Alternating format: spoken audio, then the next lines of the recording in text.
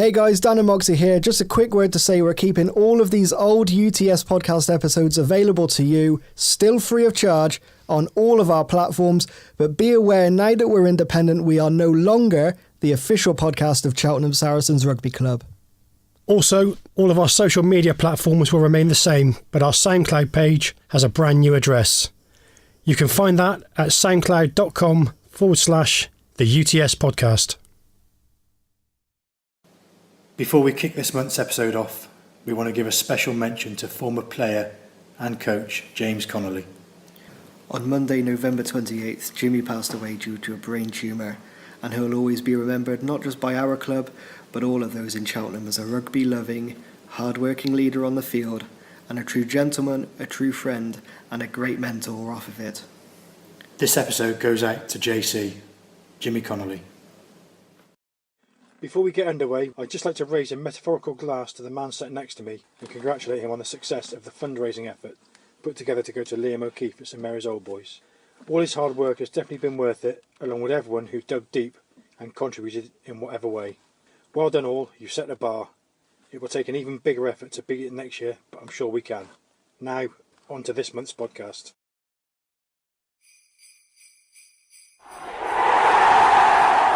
You are listening to UTS, the official podcast of Cheltenham Saracens RFC.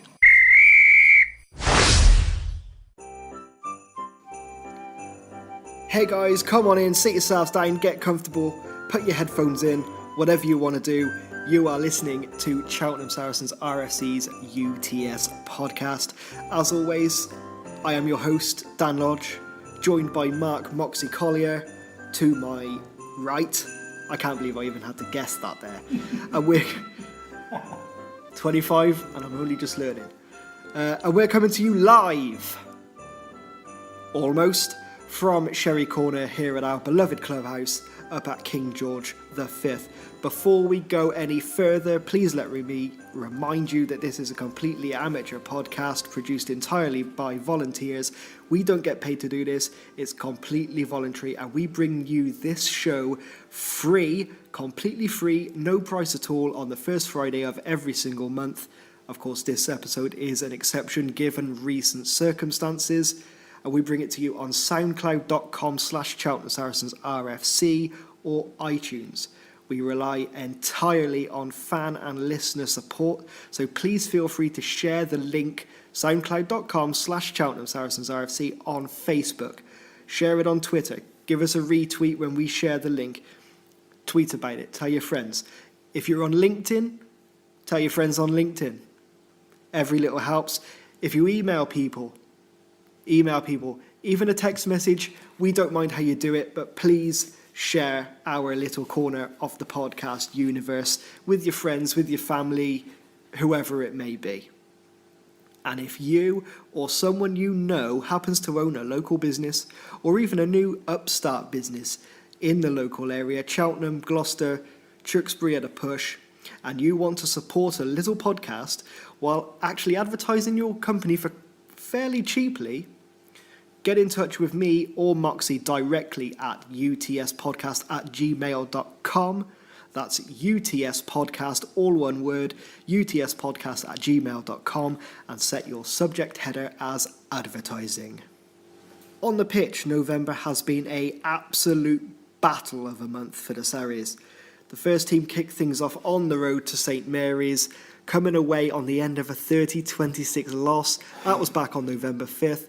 We also managed to hand over £3,000 from the charity sevens way back on July 2nd to Liam. I think there was a lovely picture of me just about peeking out from behind the giant club check. I did ask them to hold it a little bit lower, but apparently that was lost in amongst the chatter, I think. But there's a lovely picture of me on the Cheltenham Saracens Sevens page on Facebook, facebook.com/Cheltenham Saracens RFC, the number 7 and the letter S, all one word. And there is on Twitter as well, as far as I am aware. Thank you to everybody who donated. Thank you if you took part playing, if you bought a raffle ticket, if you bought a auction item, hell, if you bought a hot dog or a burger. You contributed to that. So thank you, absolutely everybody, in whatever way, shape or form that you played your role. We return to action on November 19th. No games on the 12th. We return to action on the 19th of November with a 22-0 loss to Chip in Sodbury. Not even sure what to make of that, so we'll leave that right there. But we did manage to finish the month quite well with a 30-15 win against Frampton Cottrell, and those guys really made us work for it. Unfortunately, the second team did not really have a good November with a 20-24 loss to Lydney United on November 5th, an 8-26 loss to Matson Second on the 19th, and a 26-21 loss to Newent on November 26th. Not a great set of results. Hopefully December will produce more. But it also wasn't a good month for the third team, who didn't feature at all during November. A little bit of a nightmare start for the self-classed People's First team. With the lack of a manager, we are struggling a little bit to kind of organise things. Massive shout out to Paul Grayson and to Neil Francis and to Mike Pittman, who are running the seconds and thirds simultaneously. Hopefully in the new year we will be able to get a manager sorted for those. We will keep you up to date right here on the podcast or on the social media pages if anything relating to that does change. During the week, because it's not all about me, I spoke to my partner Moxy Collier, find out how the November had treated the Sarries pups.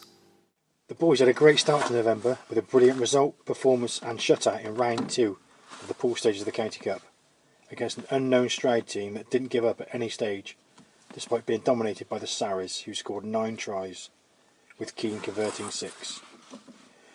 They were scored by Thomas, Fred, 2 from Joel, and Joe crossed the line 5 times for a 57-0 victory. Our men of the match that day were Fred and Charlie.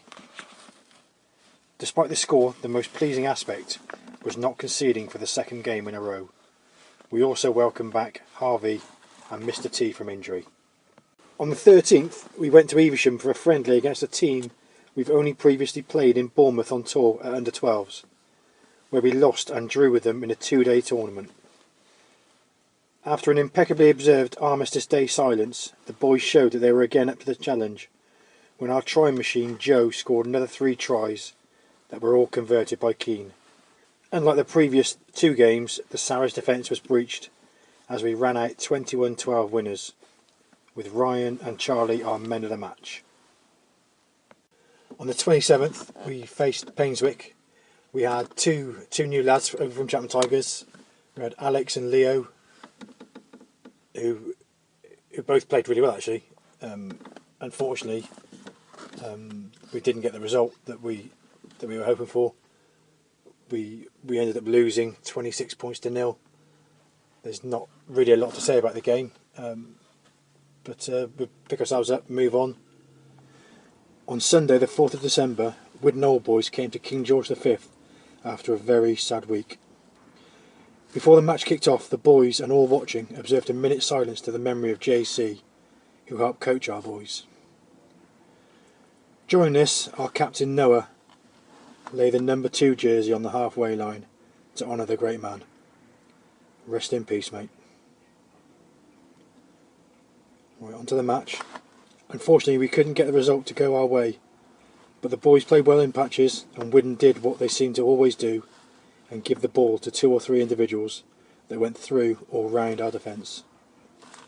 The final score was 29-37. Our tries were scored by Growler, Harvey and Joe, with only 3 this week. Keane converted 2 of his attempts. A little bit of a mixed month for the youth section. I think I've jinxed them a little bit because literally every game I've been to, they've ended up losing. So I might just have to stay away in the future, let them get some of their form back. As you may have noticed, we do not have a guest this month. We did toy with the idea, but we also thought it would be quite good to actually look back on 2016 as a year, seeing as this is our last podcast of 2016.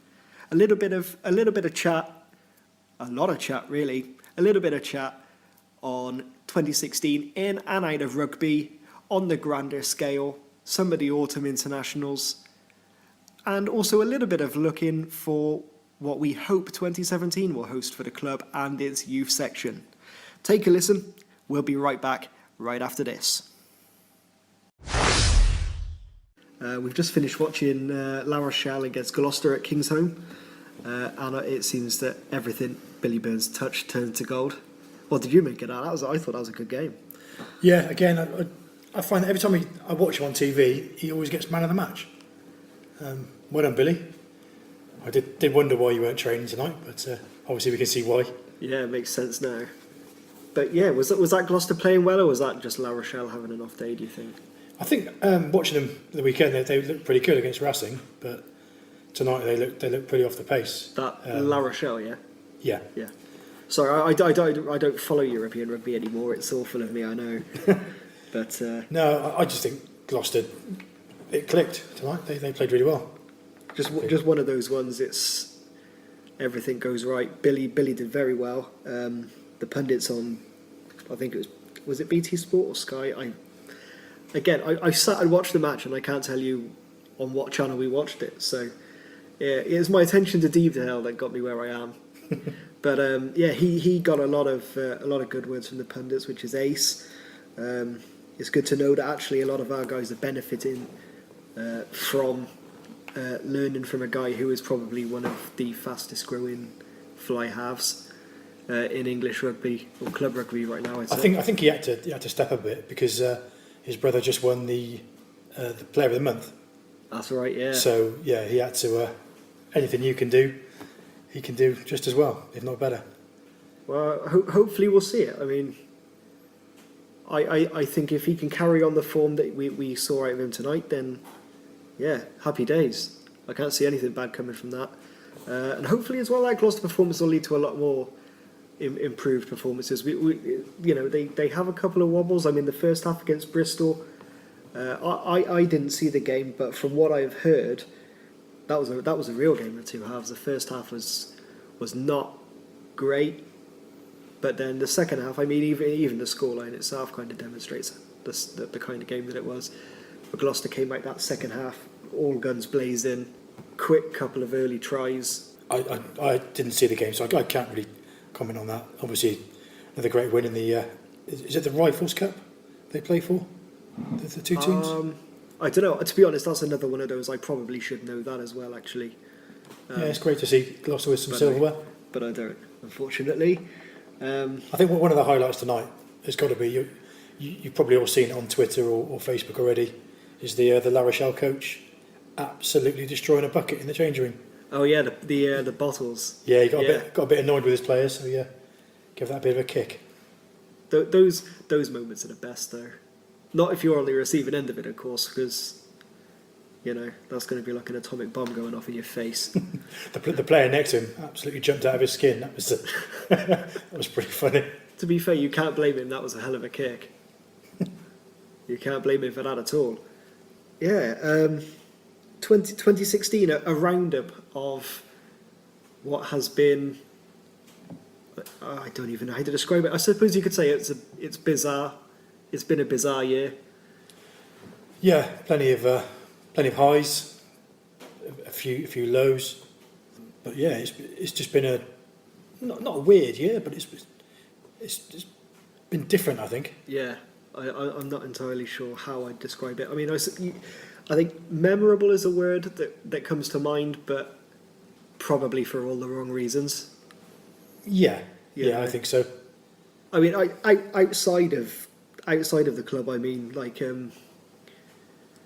the bizarre. I don't think there's a mainstream celebrity left that hasn't been linked to some kind of illness-related death. I mean, God knows we've got David Bowie. Bowie, be honest, set the record straight. You were probably around at the time. Bowie or Bowie? I'd probably go with Bowie. Is this like Shrewsbury? Yeah. I mean, he didn't call his son Zoe, did he? It was Zowie. I see where you're going with that, actually. Yeah, Zowie Bowie. That makes... Yeah. Good God. I suppose it's still better than Northwest. but yeah, just mad celebrity names. But yeah, it's been a mad year. I mean, celebrities dropping like flies left, right, and centre, which puts a massive dampener on it. I mean, I personally have had actually a pretty good year. Started university in September, graduated college, which was pretty good. Set a new record for the charity sevens, which was fantastic. So yeah, on the whole, kind of excluding recent events, yeah, I've not had that bad a year. How's it been for you? Yeah, it's been good. Well, I think one of the highlights is my daughter graduating from university. She came out with a first. That was pretty good. That's impressive. That's Yeah. I mean they've mentioned to us now that we've kind of got assignments started coming in, and they're mentioning firsts and 1-2s and all of that, and I'm just like, whoa, I just want to pass, I just want to not fail. Bless her. She does keep telling me that, or reminding me, yeah, I'm the one that did get a first at university, Dad. Especially when we're watching the tipping point. Oh, don't. Oh, for the love of God, don't. No. That and catchphrase, I'm banned from watching in our house because I lose literally, it's like a red flag in front of a bull, because I mean, like probably the majority of people from Cheltenham as a child, went on holiday to Weston-super-Mare for weekends or for days out kind of thing during the summer, and you play the 2p machines, and you get your timing right, and it gets to that point where you've got so many 2 pences, you're trying to get rid of them all, and you think you've finally done it, and you put the last one in, and another load of them pour out, and then you're back right to square one again. And I get that, where I get this real competitive thing, and like if one of the entrants, like if their timing is off, I'm there effing and cursing at the telling, like, you don't know what you're doing, get off the show, you're ruining it for everyone. And then I just think, I'd be the other way round. See, I wouldn't be able to get the questions right, so there's no way I could possibly mess up putting the coin in, because I'd never get a question right and I'd never get the chance to put the coin in. So, but catchphrase as well, that winds me up. With some of the things they come out with, and I'm just there like beetroot red face, just clench fists, like an angry Super Mario. It's just it's neither of those ones are suitable for family entertainment in our house, I think it's safe to say. But yeah, it's so yeah, expect to hear a lot of that now. No, I'm the same with Mum, because she works at the animal shelter, and I'm just constantly like, hey, did you go to college? No, you didn't. And she's like, yeah, but I'm the one with a job. And then that shuts me up and puts me right in my place. So yeah, it's been a mad year. It's been a good year. It's had its ups and its downs. But then most of them do. Probably more downs that are memorable this year. But then, let's not take away from the really, really, really good stuff that's happened this year, especially from the club point of view. If we kind of look on it at like a rugby, Ireland picking up their first ever win over New Zealand, which I was massively over the moon to watch. That was a fantastic result, wasn't it? That was that was unbelievable. Completely out of the blue, really. Yeah. And I think it helps as well, especially with the way like the World Cup last year, with the Southern Hemisphere teams kind of running away with it, and every team in the semi-final was a Southern Hemisphere team. Yeah. I think that was massive to actually have a team beat the All Blacks and actually say, hey, actually, 18 games, unbelievable run. But at the same time, hey, these guys can be beaten. Yeah. They are human just like everyone else. There's also the not the demise, but the terrible run that the Springboks are on. Yeah, that's a strange one as well. That's another strange one, because you'd never expect that from them. Can't quite put my finger on why that is. Given the Rugby Championship as well, because that's like the Southern nations, or the Southern Hemisphere's 6 nations, where you've got Argentina, a recent inclusion to it. You've got South Africa, New Zealand, Australia. Is this a change? Is Argentina the new South Africa? Would you say South Africa the weakest team in the the Rugby Championship? Obviously, looking at the autumn internationals, they've got to be probably the worst out of the Southern Hemisphere. Is we're that facing at the minute? But is that a gradual decline, or are they just in this kind of? I think is this their rebuilding? It almost happened overnight. Yeah. Because I think they had a good 2 or 3 retirements, didn't they? Yeah. Of quite key, quite experienced figures within that camp. And on the flip side, Argentina have done the reverse. They've almost gone from being the sort of the Italy of the Southern Hemisphere, to just being a brilliant team. But even that's strange because how quickly they've come on. I mean, you mentioned Italy there. I mean, would you say Italy grew as a rugby nation as quickly as Argentina has? I think it took them longer. When they came into the Six Nations, they struggled to start with, really struggled, and they struggled for quite a while. It's really only this season, last season, where they've really been competitive. I think, on a wider scale across the whole. But then competition. you even see it in the league. What's the name for it now? The Guinness Pro 12. You see it now. The Italian teams are still getting hammered, even by teams like Connacht. And I'm a massive Connacht fan. Love the fact that they won the league last season. That was absolutely unbelievable. But I don't know whether it's still the case. But up until very recently, they were treated as like the weakest province. They were given half the money that Leinster, Munster, and Ulster receive. And any successful players that come up through Connacht get shipped straight off to Leinster, Munster, or Ulster. Which, to be fair, in turn makes their win in the league an even bigger thing. But when the weakest team from the Irish provinces are beaten quite heavily, the Italian sides, it's very clear that Italy have a long way to go. Yeah, definitely. At club level, they do. Yeah, they really do. I mean, Treviso, it's almost, why are they in it? They're the whipping boys every year.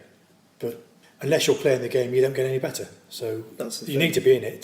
This is what Italy have done in the Six Nations. They've taken a lot of hide-ins, but now they're catching up. And the thing is, well, with the Pro 12 or whatever it's called now, the Scottish teams, Edinburgh and Glasgow, they've massive resurgence. I couldn't believe that some of the teams they've beaten recently. I think we're seeing a little bit of a transition now because Scotland, over the last couple of Six Nations, have not been great. When you see Italy picking up wins against them and they're struggling to get a win, you could actually say Scotland have become the new Italy. But then you see them. I think that's a bit harsh, but I don't know. To be fair, I don't know. But then you see them not winning a game during the Six Nations over the last couple of years. I think they went I think it was something I heard 10 games apparently without a win in the Six Nations, which is 2 years worth of tournament. Yeah. But then you see them against Argentina and they turn Argentina over.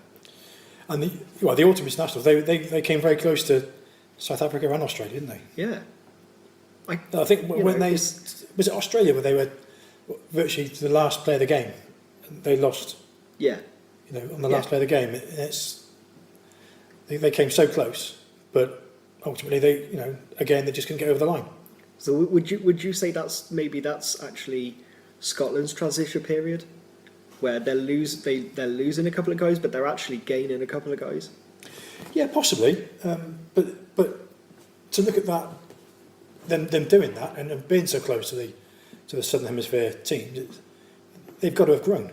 They've got to have got better. So I don't think the Southern Hemisphere have got worse. It's just that we've caught them up. And I think that's. When I say we, I don't mean Scotland as my team. Just Northern Hemisphere teams in general. I mean, I personally, I'm not an England fan. I'm a massive Ireland fan, and I love the fact that we won in Chicago. But it would have been very interesting to see England versus New Zealand this year, from a completely neutral point of view. I think everybody who follows rugby, I think that was the game they wanted to see. Yeah, that's the game, the only game that was missing. Yeah. I mean, ignore the Ireland win in Chicago. That's one game in 18. That's one loss in 18. That's a massive run against a team who was undefeated in 2016. Yeah. That for me, from a completely neutral standpoint, and it's a bit difficult to do that when the Six Nations are actually on, but from a completely neutral standpoint, I'd love to see that match. Yeah, and obviously Eddie Jones has said that yeah, it's great to go undefeated in the calendar year, but we want that number one spot, and the only way you're going to get that is by beating the All Blacks. You know, you can pick up lots of ranking points, but to be the true number one, you've got to beat the team that are number one. This came into my head actually on the walk up here. When Eddie Jones took over the England job, did you see this kind of reaction coming from the camp? this massive. I didn't know what to undefeated. think. I didn't know what to think. Obviously, I'm glad it has. He's just transformed. I think even Eddie Jones himself, he gives a lot of praise to Lancaster and those that came before him in sort of setting up this platform, and he's just carried it on. What a job he's done. He's just, to go undefeated in a whole calendar year is just unbelievable. Do you think England would have performed better in the World Cup had Jones taken over sooner? Yes, you've got to say yes. The way they've been this year, just tiny little things that he's changed, have just made massive differences. I think the majority of it, I think, is actually psychological, because they've got the talent. The Premiership's one of the best leagues in the Northern Hemisphere or the world, without doubt. So for me, looking at it from like an outsider's point of view, or like I don't know, I was going to say pundit. Am I a pundit? I don't know. Or observer. I think observer is the right word, probably, because I see things. Probably not my place to judge or really to comment, but it's a podcast, I'm going to do it anyway. It's all psychological for me, because they've obviously got the skill. They play in a very good league. They're a very organised, very strong team. They always do very well in the Six Nations. I just think, especially at the World Cup last year, I think maybe the pressure of hosting it. Oh, that's got to have played a massive part. Yeah, I think that has kind of got into that camp a little bit, got into people's heads. You know, the pressure's on. You've got to do well in your home country. It's your tournament. You've got to go out there and just make a mark. I think that's probably why they didn't do as well as people expected, or at least hoped, because that pressure must have been immense. That pressure started as soon as the first poster went up. They must have seen that and thought, "Crap, this is in England. This is our time. We've got to perform on this." But then you see this from England in other sports as well. You see it with the football team, losing matches they should be winning by 4 or 5 goals on paper. Is it actually, does it go wider than rugby? Is it just a culture thing, or an English or British mentality? Yeah. You've got to think so. Do you think that plays a role in it? I think it's got to a little bit. It's got to, yeah. It's got because I think the media kind of plays a role in this, because they love to build people up. Oh, they're an absolute nightmare. And then as soon as somebody makes a mistake, they absolutely love to tear that person to shreds. Yeah. So they deliberately put him in that position. It's a real bugbear of mine. Just get behind the team. Get behind them. Win, lose or draw. Get behind them. If they're on if they're not playing very well, pick them up. Don't kick them down. Don't kick them even more. Just pick them up. Help them out. If they're struggling, because when you hear the interviews on radio and TV from reporters and things, they all say, "Oh yeah, we're an England fan." Well, prove it then. Yeah, are you really? When you're, and I'm the last person to kind of put that question forward. But my frustrations is not so much like if Ireland were to lose. The majority of my frustrations come from the performance, not the result. Like if we lose, we lose. It's not the end of the world. But I would rather have a decent performance and a loss than a poor performance. The performance for me is everything. If we absolute, and I say we, if the Ireland team absolute, work their asses off, give 100% on the day, and you still come away with a loss, then fair enough. You just hold your hands up and say, it wasn't our day. Beaten by a better team. Yeah, you got beaten by a better team. But if you put in a performance where you just fold, for me, that's the most irritating thing. Even watching it at home, like I can't even imagine what it's like for people who paid money to go and see that. And luckily enough, Ireland don't very often just capitulate. We're I don't think they have this season at all. They've been brilliant. I mean that's the one thing that annoyed me more than anything about losing to Argentina at the World Cup in the, I think it was a quarter final. I think it was. I think it was quarters. Yeah, that just riled me because we started very slow.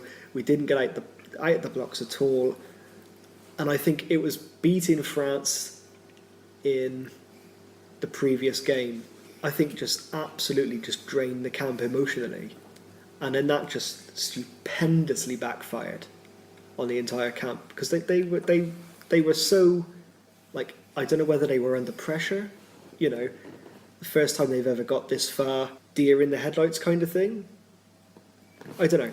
Probably too late to really actually go into too much detail.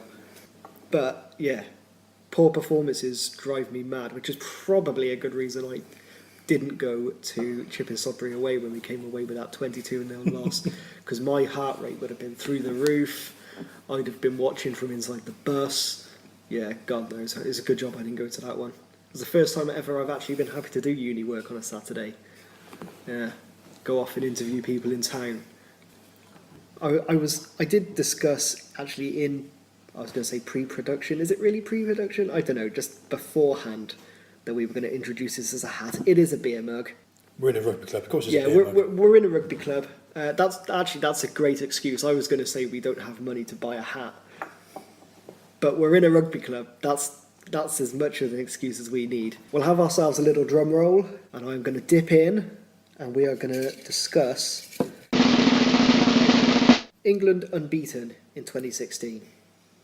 Now, we mentioned it earlier on, kind of discussing how long do you think the run can go? Well, our next game is against France, I think, isn't it? I think we open up against France in the Six Nations, and that's at Twickenham. So I think we can beat them. I think we should beat them. The way, obviously, we're playing. I haven't really seen too much of France, but the way England are playing, I can't see them losing to anyone. Well, it helps as well that they kick the campaign off at home. Yeah. To have that crowd behind them, because if you know you don't want to start away. You know, it's always a challenge. You want to be able to if you're going to kickstart a season on the back of an unbeaten 2016, you're going to want that with 80,000 getting behind the team. I actually, to be honest, even from a neutral point of view, as an Ireland fan, trying not to be too kind of biased towards Ireland, I think that's probably they couldn't have chosen a better home game or a better start to the campaign. Yeah. To have it at home against France. And the good thing is France are they're usually slow starters. So that could play into England's hands again, hopefully. But we'll have to wait and see. But it's one of those ones you just think, you know, are they going to continue down the vein of form that they're on, or is this kind of idea of maybe they're going to be a little bit overconfident, possibly? Is that going to creep in? Are France going to exploit that? Possibly. I think France. I've heard from Christophe, our French contingent at the Saracens. Our youth French import. He's been very excited by the way they've been playing. He said that this is the most expansive, their best play since probably 2010, 2011. They're playing the French way. Because they did have that period, like at the beginning of the kind of 2010s kind of period, where they were actually really bad, and it was coming actually right off the back of where they were quite dominant within the Six Nations. Yeah. But again, I think that's very much in the same vein as South Africa, actually, in the fact that maybe they're going through that, or maybe they went through that transition period, and now they've lost a couple of people, but they've also gained a couple of people, and now they're just bedding them in and rebuilding. Yeah, possibly. But I can't see France being too much of an obstacle. The one that England always struggle with is Wales. For some reason, Wales. Well, I know why. It's because it's the English, but Wales always seem more up for that game than any other game. Well, it's the big rivalry, isn't it? Yeah, of course it is. Like England have a bit of a rivalry against Wales, bit of a rivalry against Scotland, bit of a rivalry against Ireland. maybe a little one against France, nothing really against Italy. Italy's just a match. A little bit against France, definitely against Scotland, definitely against Wales, definitely against Ireland. But see, Wales don't necessarily have anything against Ireland, don't have anything against France, don't have anything against Italy. All Wales have is England. Yeah, So for them, that's one massive... that's their cup final. Yeah, exactly. That's one massive rivalry that they really, if they win one match, It's got to be that one. if they win that match, happy days. Yeah, Right, let's draw a line under this England unbeaten in 2016. Can they win the Six Nations next year? yeah. The easy answer, yes. Well, that's the most definite yes I think we've received for quite a while on the podcast, actually. They can, whether they will or not is a different matter. I think Ireland are the only team that can take it off them. And again, that's another one. That's still up there with the Wales game, I think. Wales, Ireland. Wales have just been poor, very poor over the autumn. I don't know what's happened to them. Would you say that's just Wales in a bit of a bad spell, or do you think maybe Gatland having a finger in the Welsh camp and in the Lions camp? I don't agree with that. A bit of a wobble. I think they're professional enough not to do that. He's obviously getting things in place for the Lions. But he's not going to take his eye off the ball with Wales. I was going to say, but do you think that would bring extra pressure for them? For who? For Wales? For the lads in the Welsh camp, knowing that they've got to really perform to justify being called up. Because essentially, if they're not playing well and they still get called up, there's going to be a lot of, he's only picked because Gatland is Wales head coach. No, I don't think so. No, I think every player is going to try and perform to the best of their ability to get in that Wales in the Lions squad. They've got to, otherwise. No, there's no way that they're going to be thinking, they're only in that because he's the Welsh manager and that's how they got in. No, I think he'd be a fool to do that. I don't know, it's hard to tell. It's certainly going to be an interesting tournament. I mean, I think Scotland proving that they are definitely on the up. England proving that actually for once in, it's got to be a good 13 years, that actually they're realising their true potential. Yeah. I think they're bored of the wooden spoon, aren't they? You got Wales maybe coming down. I don't know, it's hard to tell. And then you got Ireland, who have already shown that anybody on their day can win regardless of who they're playing. Yeah.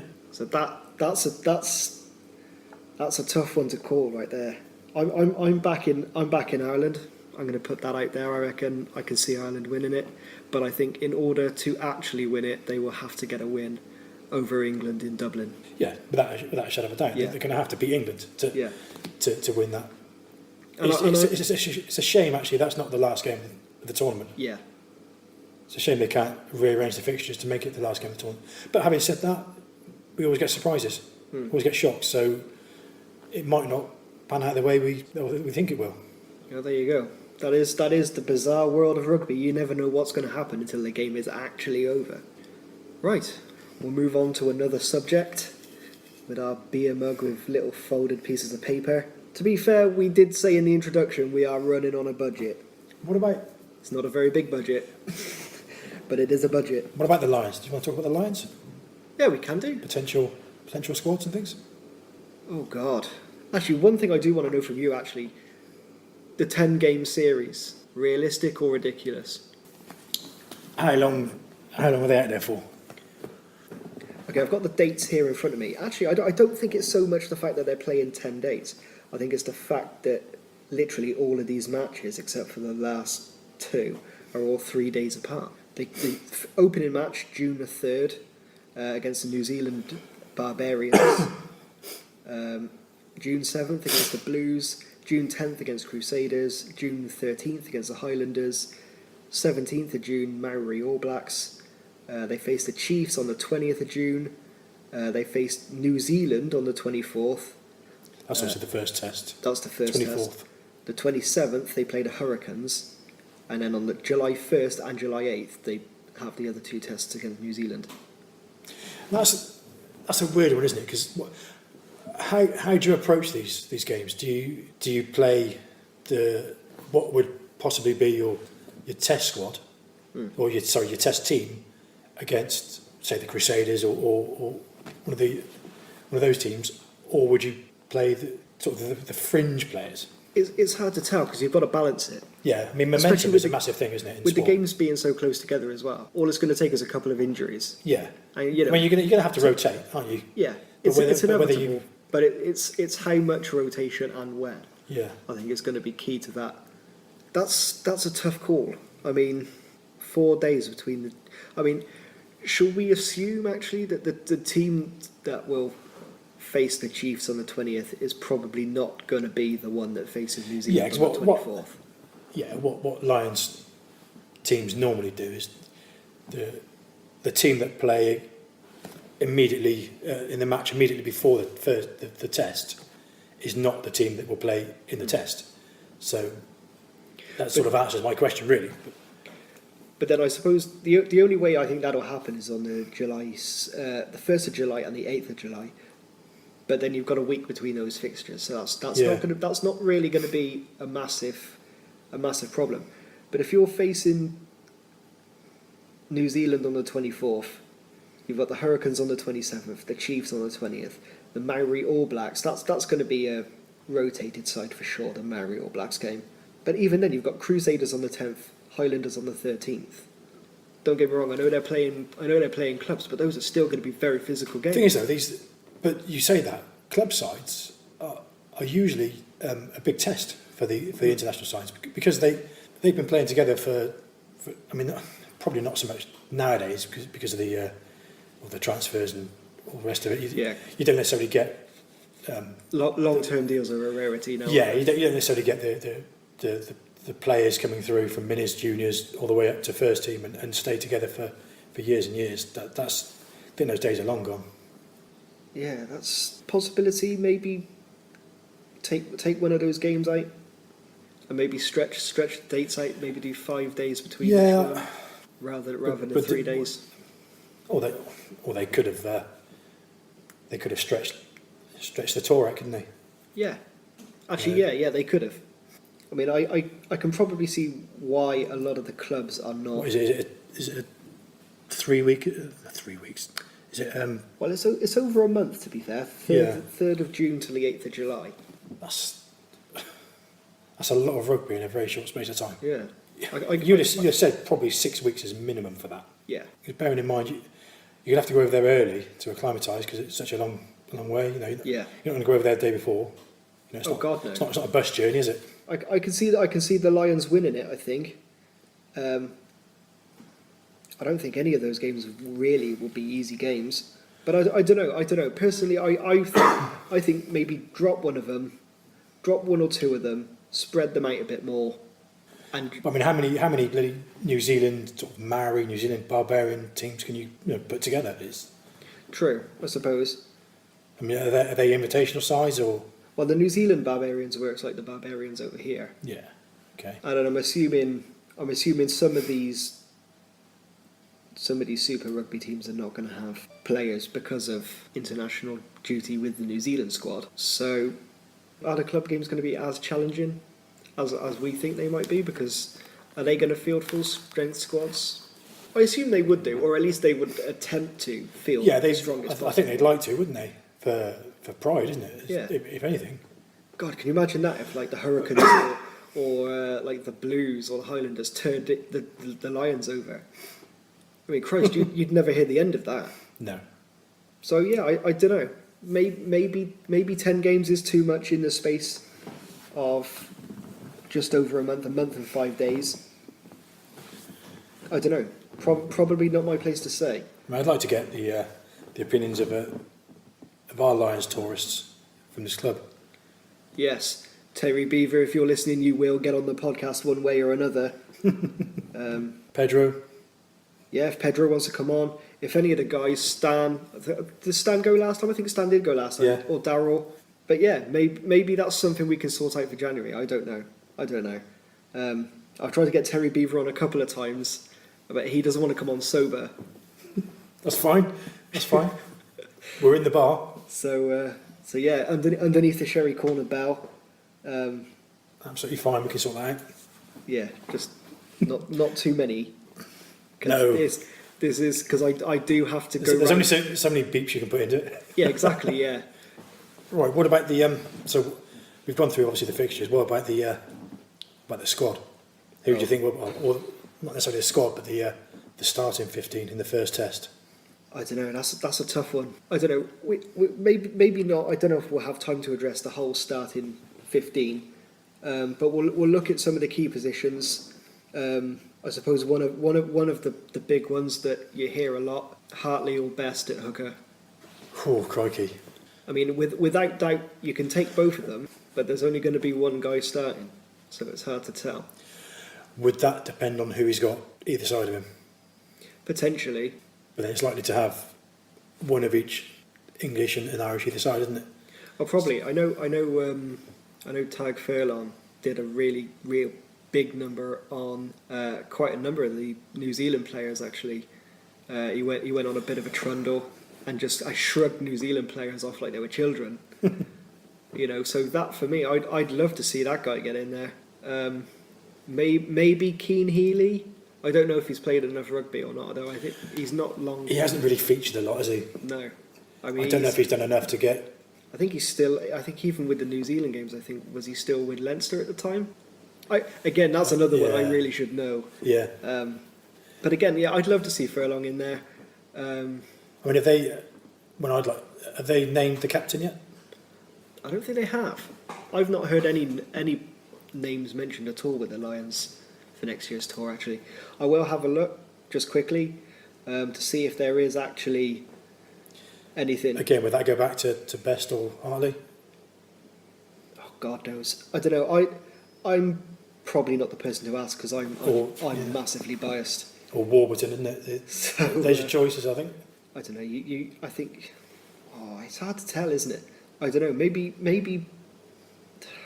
I think play one of them in each of the first two tests, and whoever has the better game plays in the third.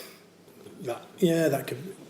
That's probably the only way, because I don't know. Could you judge their performances against the Chiefs and the Hurricanes? No, I don't think you can. I mean, that's obviously the fairest way of doing it, isn't it? Yeah. But I think you've got to test against the New Zealand team. Yeah. That's the only way to call it. And if one of them has a better game than the other, then I think rightfully, regardless of which way it goes, I mean, I'd love to see Best play in all three of them. But how would you? I mean, would you look at their individual performances as opposed to any score line, or because what about if say Best played and he played quite well and the Lions lost, and then Hartley played not quite as well but they won? Would that make any difference? I don't know. I don't know, because I would personally base it on individual performance. But then at the same time, rugby, just like any other sport, is a results-driven business. Yeah, you're part of a winning team, so why change that winning team? Yeah, exactly. I don't know. This is a tough one. If you've got an opinion at home, get in touch with us at utspodcast@gmail.com. We will read your opinions out on next month's show. We will readdress this, the chat about the Lions. We will probably also readdress the Six Nations, especially with that coming right up around the corner. I actually saw a thing on Facebook the other day where I think it was, you see all of these, 2 weeks till Christmas or 3 more Mondays till Christmas. I actually saw one which had 18 more Mondays until the Six Nations. So yeah. But then after Gareth Southgate got the England job, I also saw that there's 2 more football managers till Christmas. So Come on, we don't talk about that rubbish, do we? No, we have. Give it to rugby, please. Give it to a proper sport. Right, look into more at Cheltenham Saracens RFC 2016. Been a pretty good year, safe to say. I mean, missing out on promotion last season, coming third. I think that was slightly disappointing. Yeah. To finish up not getting promoted, but I think as a whole, the year's been okay. Yeah. On the yeah, field. I think so. Yeah, unbelievably gutting not to achieve the playoff place at the end of last season. But on the whole, I think we've had a very successful year. We won the Combination Cup. Silverware always Definitely. helps to make up the disappointment of the league.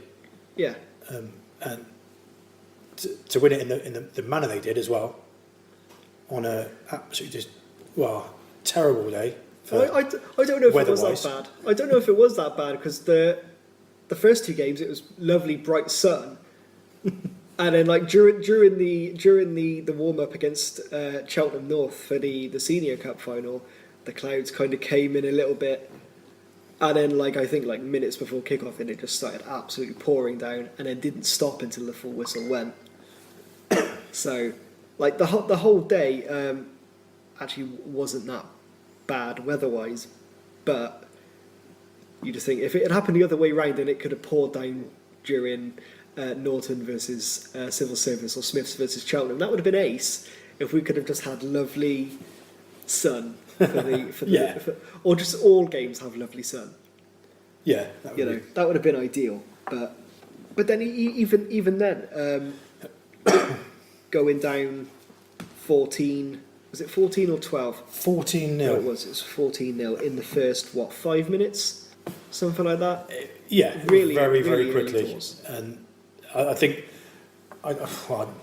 we couldn't believe it from the sideline. It was almost crikey. That was crazy because we knew they were going to be up for it. Yeah, It was well publicised. They were definitely up for it. There was a few comments obviously beforehand on Facebook and Twitter, and talking about the balcony, that they were going to overtake the balcony, but it takes a brave team to come and take our balcony. Yeah, have fun with that. But if you're going to have a Combination Cup final, you want it done with that kind of drama, don't you? Yeah, to have that 14-0 down, and just to have that kind of that eerie kind of are we going to win this? Like are we going to get our asses handed to us? But are we? It took the second conversion for the boys to actually think, oh yeah, we've started now, we're playing now, okay. But that was our I think our traditional slow start from last season. We were, which I don't necessarily think is something we've brought in this season. I think we start games a lot better now. I find that every final that I've watched that we've been in, we tend to always gift the opposition the lead. Yeah. And we always make it hard for ourselves. I don't know why. Maybe it's nerves, possibly. But I think there's a couple of reasons. To be fair, there's probably more than one. Yeah. But I noticed last season, especially at the end, coming near the end of last season, I don't know whether it was just fatigue was setting in, or what was going on. But there were a couple of games at the end of that season where we just did not start. We just didn't get out the blocks at all. No. But again, it's not where you start. It's not the journey. It's the destination. Yeah, it's all about how you finish. I think that's. I mean, we mentioned it when talking to Logie the last month, when we said with the Combination Cup final, it's games like that. It's all about the ending. Conceded 14 points in the first 5 minutes. Yeah, that's less than ideal, because I don't think any team would want to start a cup final conceding 14 points in 5 minutes. No. But it's how you react to that. I mean, because even the timescales is irrelevant, really. The 5 minutes is conceding the 14 points and not scoring anything yourself. It's coming back from that. You've got to respond. Yeah. Because it could have so easily, our heads could have gone down there. Yeah. Morale could have dropped. And especially when it's with the weather like that as well. You're soaking wet, you're freezing cold. You're losing in the final. You've got people watching at your home club in front of your own fans. And you either pick yourself up and get on with it and get into the game and come back, or it just gets a hell of a lot worse. And luckily enough, we did respond. We did come back very well, and I think that actually, that for me kind of made up for the fact that we didn't get promoted. To be able to win that. Well, just look at the record books. It's our name there. Yeah. Next to the winners. All we just got to do now is win it for another 3 years, and we'll have set a record. No team has ever won it more than 5 times back to back. I think the Pats were the last team to do it. They won it 5 times in a row. So we've only got another 2 years to match I hope that. you're going to. I hope you're going to bleep that word out. Oh, I'd have been better off to drop a C-bomb in there. That's a joke, just in case any other people from the Pats are listening. Hi, thanks for listening to our podcast. But yeah, I you know, if you're going to play a cup final, that's how you want it done.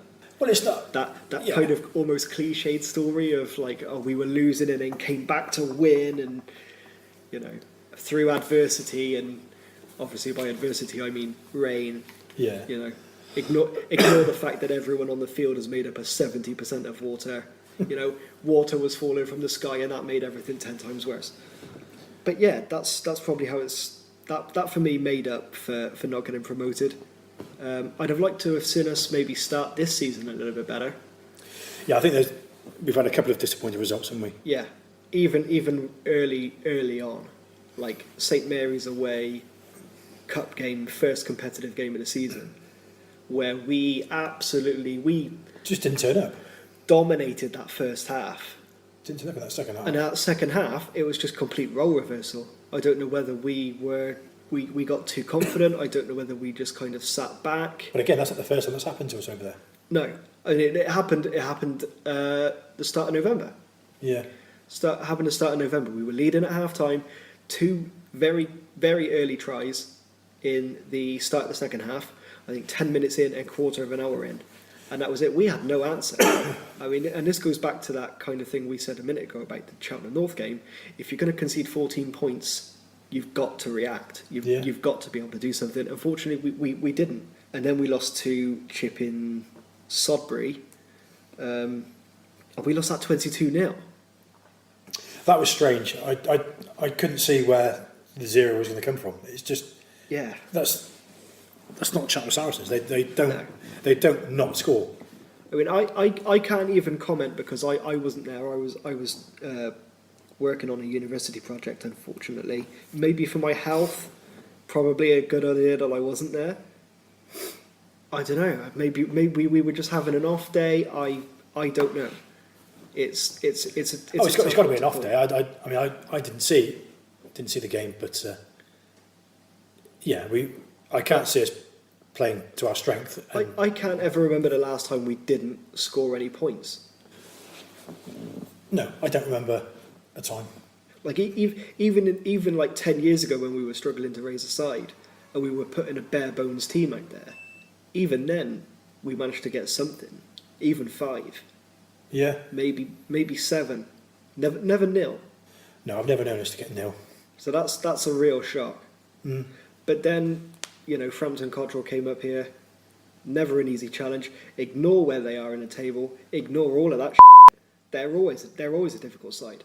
There are no easy games in this league. All the teams are going to be physical. They're all going to want to win. Probably Frampton Cottrell more than ever because they're down there. Yeah, it's difficult to.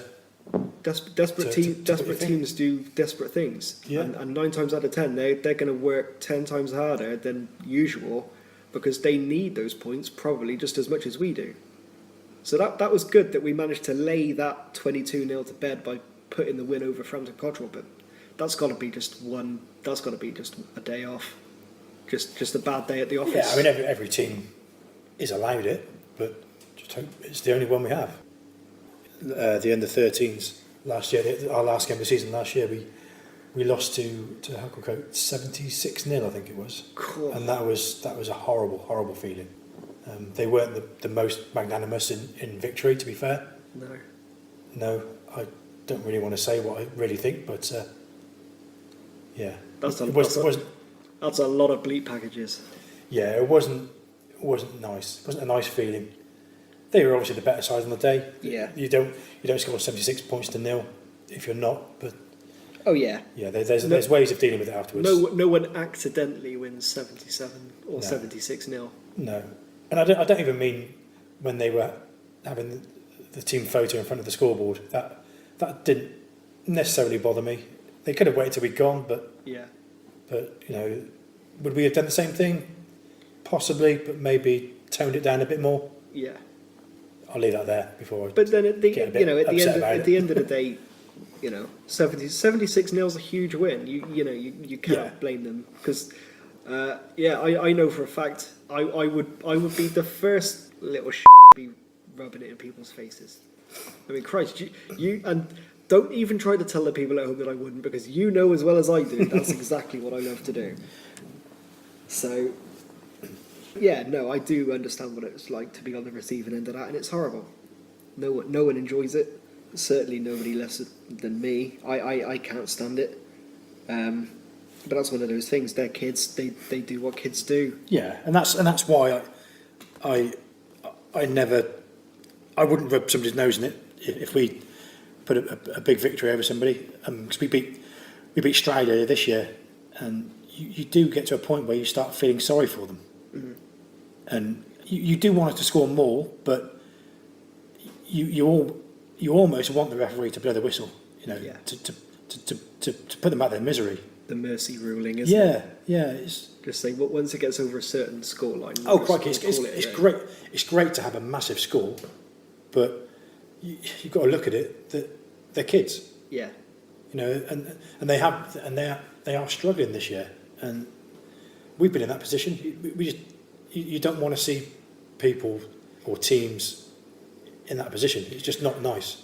Well, in some cases, if you're on the losing end of a good number of those, maybe as a kid, are you going to keep wanting to come back every year?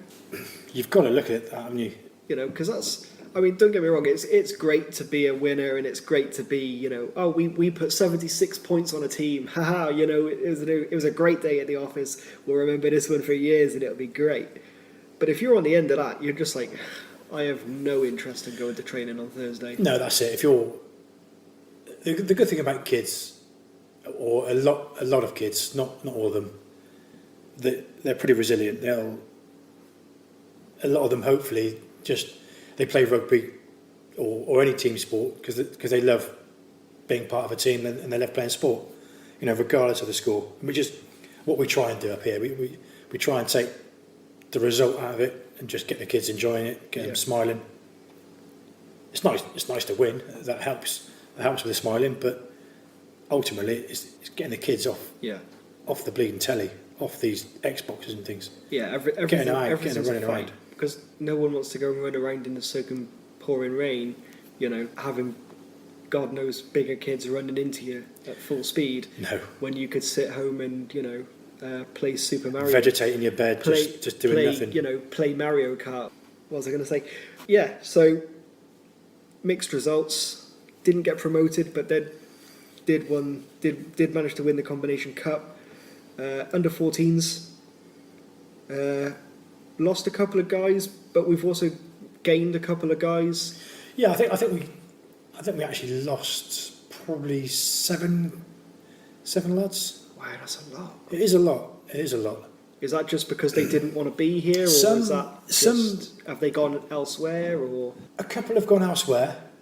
That's just logistically because they've moved out of the area, or siblings play for other teams, so it's just easier for the parents to stay in one club. I suppose that's understandable. It is. Yeah.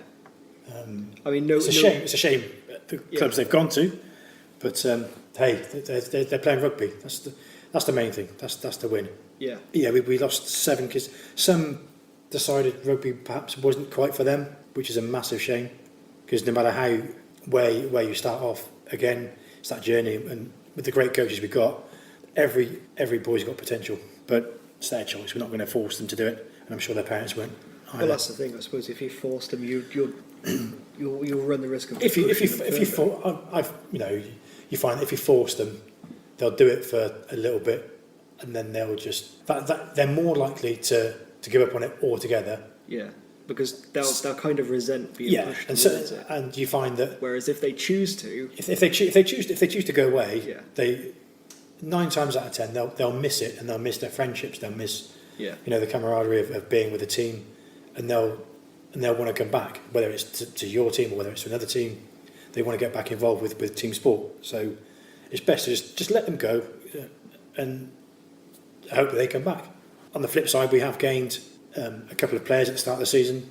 We've also recently gained two players. They come over from Cheltenham Tigers, Alex and Leo. They fitted in really well. They've come and joined us, and it's great to see the kids not necessarily moving around, but it's great to see them rather than come out of the game. They've gone to a different club and they chose ours, and that's great.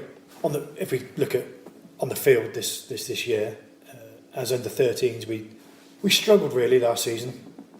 Struggled with results. The County Cup was a big plus. We played Old Richards in January on an absolutely freezing cold, soaking wet day up here on the second team pitch, and we were. That's not even a nice pitch to play. No, we were expecting. We were. Expecting. That's got more hills and divots in the Welsh Valley. Is that thing? we thought we were going to have a bit of an abject scoreline, but fair play to the boys. They dug in and they coped with the conditions a lot better than Old Richards, and put up winners. That was a great result. After that, we won a couple more games in the County Cup. We eventually got knocked out of the main cup competition by Painswick and Minchinhampton. So then we went on to the plate competition. We played Drybrook in the quarterfinals of that, and we lost on the very last play of the game. We lost by 1 point. They scored in the corner. They missed a conversion, and they beat us by 1 point. That's still not a bad result, though. To be fair, that's a great result. Against it's not a good result. It's not good. Nobody wants to come out on the losing end of anything, but I think that's the kind of good thing about. But to face up to Drybrook, Yeah, definitely. Who actually went on to win the plate competition. So to lose them by 1 point, and it was a game that we not easily could have won, but it's a game that we could and possibly should have won. But hey, these things happen. Hopefully, it makes the boys stronger and better players for these games. But yeah, and then after that, we sort of went downhill. Really, we couldn't buy a win. We seemed to just as soon as we went 1 or 2 tries down, that I don't know why, but the boys' heads dropped, which was unfortunate, and then just kept chipping tries. We did pick up a few wins, which obviously helps, but it wasn't a very good end to the results of the under 13s. But yeah, then we went on tour. That was I'll leave that there. What goes on tour stays on tour. Everyone knows that. Yeah, we had a tour, and then we popped up as in the 14s, and complete role reversal. We're doing to teams what teams did to us last year, and it's not come from nowhere because as I said earlier, we've got a great coaching setup with Pross, George, Buster, Logie. To me, they're probably the best group in Cheltenham, and even parents of the players we got here, they've said that they've been to other clubs. They've been coached supposedly by other clubs, and they've said what we've got here is by far and away much better than anywhere they've been to. So, crikey, got to take my hat off to them boys. That's great. Definitely. I think it probably helps that Pete Lodge is just a giant child himself, really. Do you know what I mean? In his head, he's still like early 20s. He's still playing junior rugby, yeah. Yeah, but yeah, let's be honest. 2017, what do you think it's going to hold? Not just for the under 14s, but also for the seniors. Do you think? Well, obviously, I don't know too much about the seniors. My sort of my dealings are more so within the 14s and obviously going into the under 15s. I think the way we've turned that corner, I think potentially big things. I mean, we have got a team and a squad now to possibly not do it in the county cup, the actual cup competition, but I personally think we can probably do what we didn't do last season in the play competition. We can. I'm sure we can at least get to the semi-final, maybe final, maybe even win it. Depends who's in there with us. Yeah, that's if we do end up in that competition. It might be that we win our last 2 games. We beat Stowe and we beat Tetbury, who the GRFU have now decided that we are actually going to play them, which is crazy. But that's a separate issue. Anyway, yeah. So I think if we win those 2 games, then we'll probably finish second in the group. So that would probably put us through to the cup competition. which would be great as in the record books, but the plate is possibly better for us. There's more chance of us winning that silverware. Yeah. And as the games go, it's been a mixed bag where we've recently just played 2 games back to back and lost them both. There's massive positives. I mean, I know sometimes it's a silly thing to say. There's massive positives coming out of a defeat, especially when we played Paynes.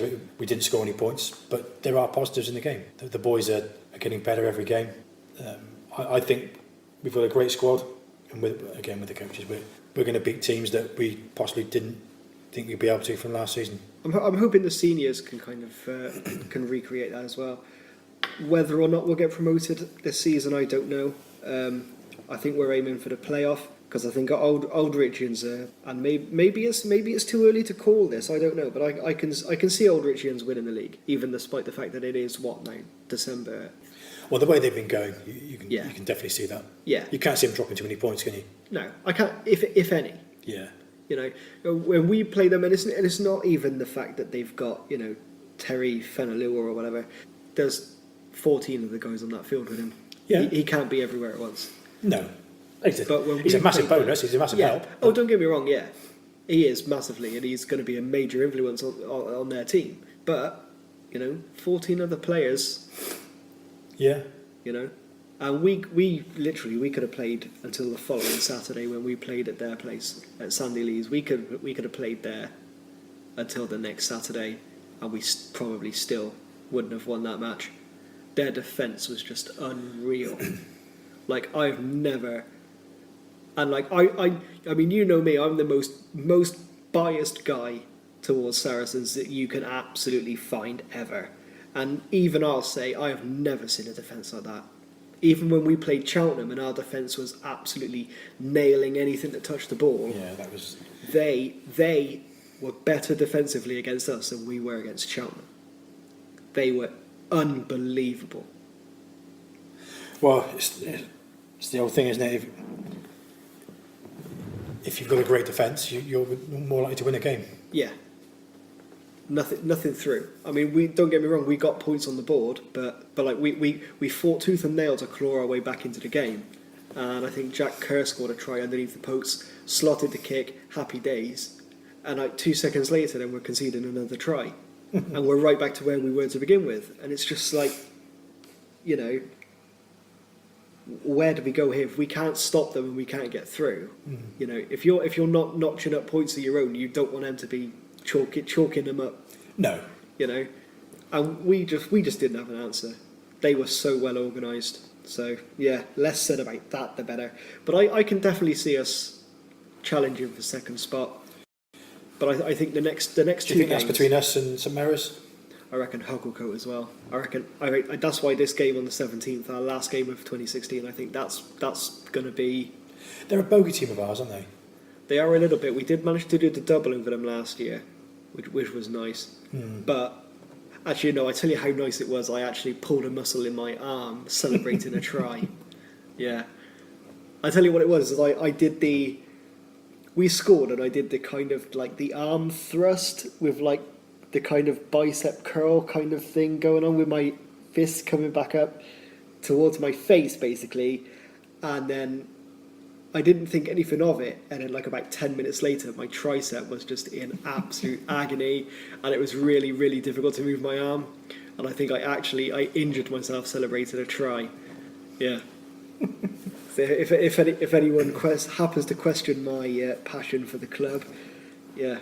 The Forsyth move. Yes, that's exactly what it was. Yes. Just without the lunge, yeah, but just kind of like running down the touchline and Forsything. That's going to be the new dabbing as well. I'm calling that right now. Forsythed in celebration, and yeah, screwed my arm up in the process. So I injured myself at Hugglecote and I didn't even play. Yeah. Yeah, talking of dabbing, I mentioned it earlier, but the one of our kids, one of our under-14s, we had on the 20th of November, we had 2 Gloucester boys come over, Gareth I Evans. remember this. Yeah, Gareth Evans and Billy Twelvetrees, they came over. Great session after the game. After the session, they were sort of shaking hands and thanking and everything. Growler decided that he went to Gareth to shake his hand. As Gareth offered his hand to shake Growler's, Growler decided to dab and left him hanging. That was very funny. That's awesome. I don't know. I don't understand the whole dabbing thing. Bloody kids nowadays. But I think literally Gareth Evans getting dabbed by a member of Cheltenham Saracens RFC's under 14s is probably a good way to end the chat. I think. Yeah, it's been good looking back. 2016 as a whole, bit of what 2016 like's been for the club, a little bit of what 2017 is hopefully going to be like for the club.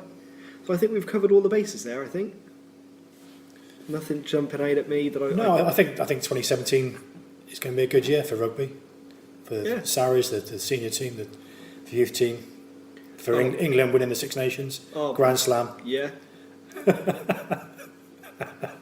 Not well as a live mic, please. Don't need to shake your head there too much, Dan.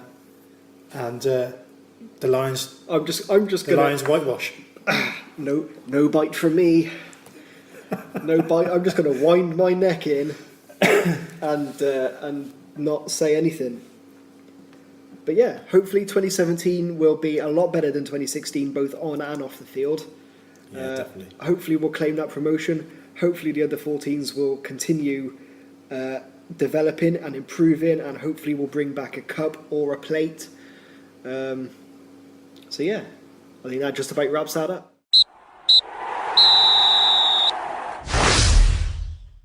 It's been a pretty great year for the club, possibly overshadowed by recent events, unfortunately, but on the whole, I think it's safe to say 2016 has definitely been a year to remember. But now we've evaluated the hell out of the year, I think it's time we take a little bit of a look to see how the rest of December is going to treat the Sarries. The first team return to action in Gloucester Premier tomorrow, travelling the short distance to Gordon League.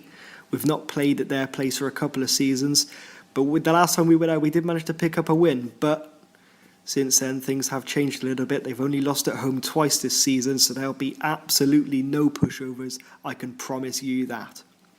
The final competitive fixture of this December and also of 2016 will be on December 17th, and we are at King George V, playing host to Hucklecote.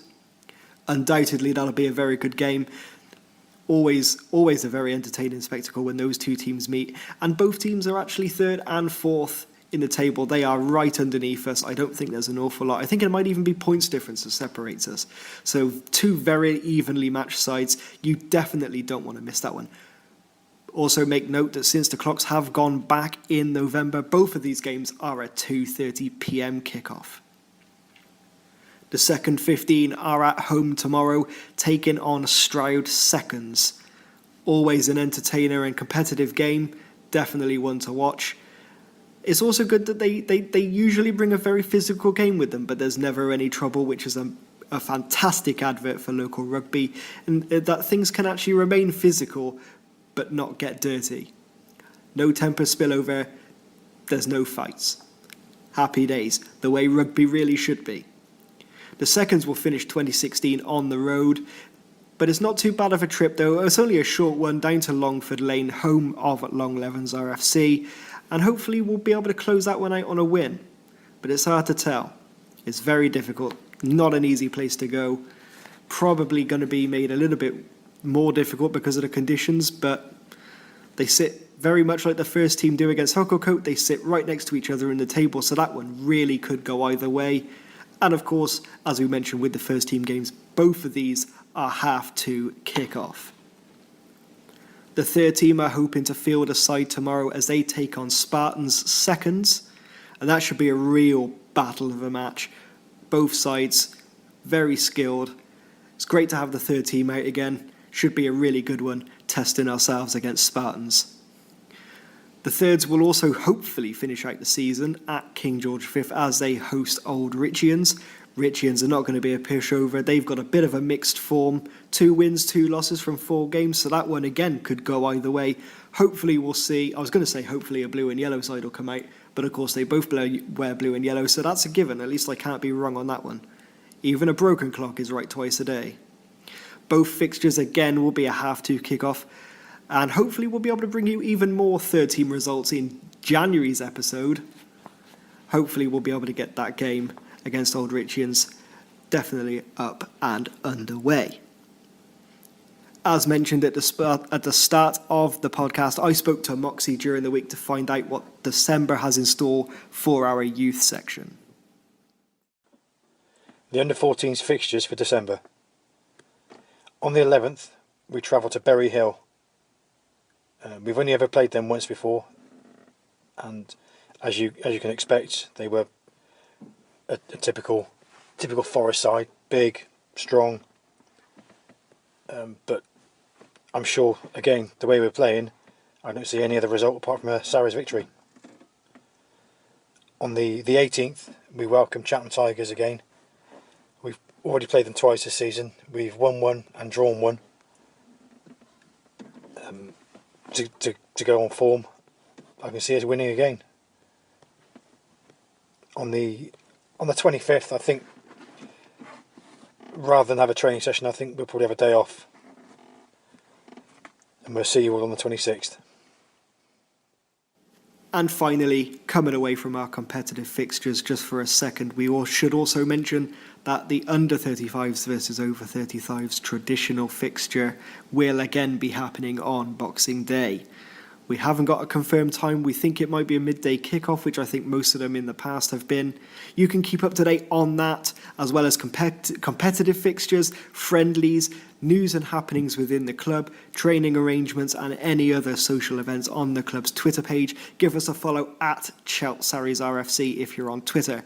You can also find the club's brand new Facebook page. Go and give us a like at facebook.com/Cheltenham Saracens. We also have a Pitch Hero page, pitchhero.com/Cheltenham Saracens RFC, or of course you can go down the traditional route and go to cheltenhamsaracensrugby.com, our official club website. That's pretty much it. I think time's pretty much just run out on us, and that's another show done. Last one of 2016. It's mad to think that we are now, the first one came out in July, and now it's nearly January. Mad stuff. Big thank you to Moxy for joining me. It's been a mixed year, as we discussed. Hopefully 2017 will be much better. Also a big thank you to Kevin McLeod of Incompetech.com for Jingle Bells and Motherload, our choice of backing music for this episode, which we use under the Creative Commons License 3.0. And last, but certainly not least, a special thanks to all of our listeners wherever you may be.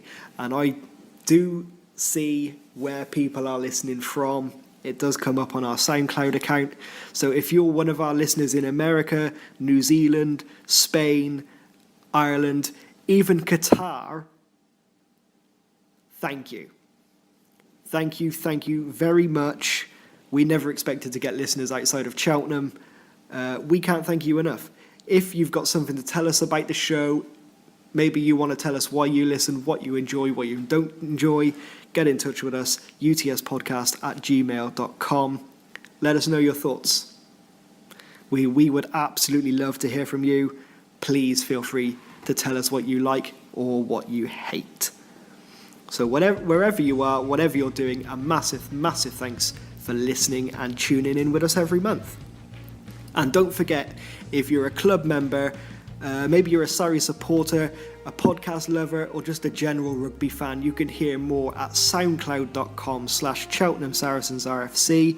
The show's also on iTunes. If you're an iPhone or an iTunes listener, just go to UTS Podcast on iTunes or search Cheltenham Saracens RFC. And if you do, make sure you hit that big subscribe button, give us a rating and give us a review. Help us to make our show better for you. All the shows are free of charge. Make sure you go and check those out. soundcloud.com/Cheltenham Saracens RFC or UTS Podcast on iTunes. Both Moxy and myself will be back at the start of January, so until then, thanks for tuning in. Have a great Christmas, have a great Hanukkah, St. Lucia Day if you're in Sweden, have a great Kwanzaa, whatever you believe in, whatever you celebrate, enjoy it, and of course, have yourselves a fantastic new year. We'll see you right back here, wherever it is you're listening, in 2017. Thank you very much for joining us over the past 6 months. Up the Sarries. But the Sarries, perhaps.